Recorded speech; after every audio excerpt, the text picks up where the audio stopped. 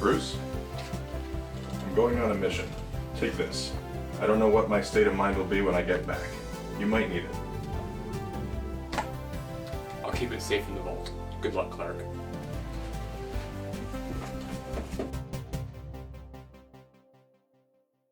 Materials for this prop include 2 packs of green jello, water, a measuring cup, a wooden spoon, a pot with a lid, a ceramic or glass container, a half-sheet pan or jelly roll pan, a large knife, a candy thermometer, light corn syrup, food coloring, sugar, and vegetable oil.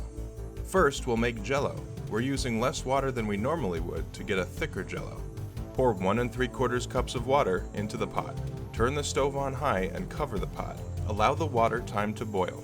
When working near a hot stove, always use an oven mitt or towel to protect your hand, unless you're a Kryptonian.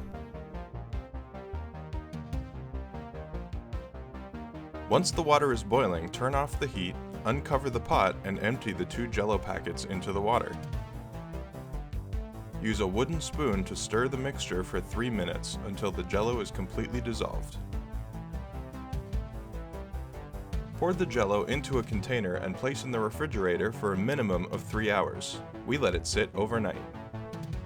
Remove the container from the fridge and place it on a large tray filled with hot water for about 15 seconds to loosen the jello enough to unstick it from the container.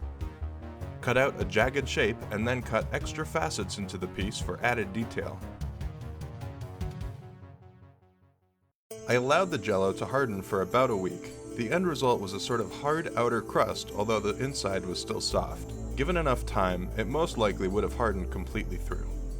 Our second method is sugar or candy glass. Before we begin, I want to emphasize that what we're going to do is an extremely advanced cooking skill and could be dangerous if you don't take proper safety precautions. We're going to be cooking molten sugar to 300 degrees, so please get help from an adult if you're going to attempt this method. Pour a little under 2 cups of sugar, 3/4 cup of light corn syrup, and 1/2 cup of water into the pot. When creating candy glass, do not use plastic or Teflon utensils. Molten sugar will melt them. Turn the stove to medium heat and stir until the sugar dissolves. This is going to be a bit slow for me.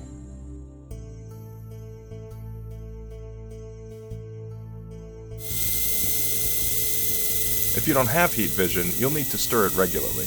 Once the sugar is dissolved, allow the candy to boil without stirring until it thickens up to what in candy making terms is called the hard crack stage. We'll use a candy thermometer to determine when it gets to that stage. The hard crack stage is anywhere between 300 and 310 degrees Fahrenheit. If you don't have a candy thermometer, dropping some of the sugar into ice water will help you determine if it's ready. If the sugar creates brittle strands, you'll know it's good to go. While the sugar is boiling, use aluminum foil to create a barrier on your tray so that the candy glass will be confined and thus thicker than normal. Run the aluminum across the tray so that the sugar doesn't leak past the barrier. Coat the entire surface of the tray with vegetable oil to keep the candy glass from sticking to it. I have a non-stick mat on my tray which will help, but it's not a big deal if you don't have one. Once the candy glass reaches 310 degrees, remove it from the stove. And now for the ice water bath. You can see we have these brittle strands, which means we're at the right point. Add at least 20 to 30 drops of green food coloring into the candy and stir. This may dye your spoon, so use one that you don't mind coloring.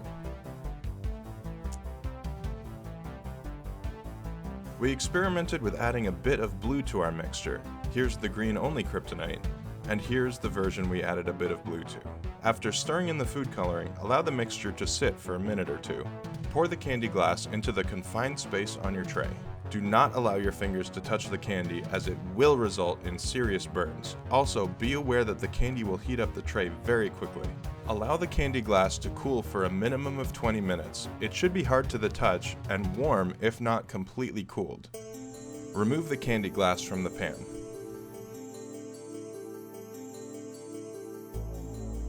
Use a large knife to break up the candy glass into shards.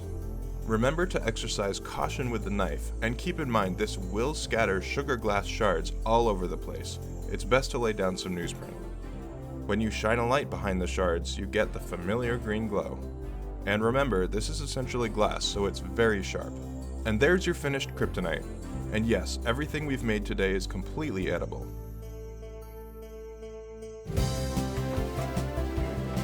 You're back. All's well. I'll take the kryptonite back now.